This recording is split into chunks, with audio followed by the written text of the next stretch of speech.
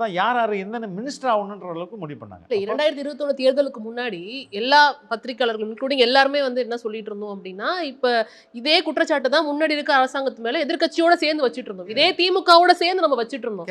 அப்படிங்கிற பட்சத்துல அதே தான் திருப்பி பண்றாங்கன்னு நீங்க சொல்ல அதை விட ரொம்ப ஸ்ட்ராங்கா இவங்க பண்றாங்க.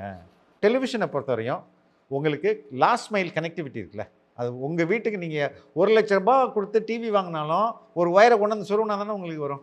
அது கேபிள் டிவி தானே. அது அரசுக்கிட்டே இருக்குது. அரசு கேபிள் டிவின்றதுக்கு அரசு கேபிள் டிவியோட பெனட்ரேஷன் வந்து 10% இருக்குது. அரசு கேபிள்லேருந்து உங்களை தூக்கிட்டேன் அப்படின்னா உங்களுக்கு 10% லாஸ், விச் மீன்ஸ் உங்கள் ப்ராஃபிட் காலி.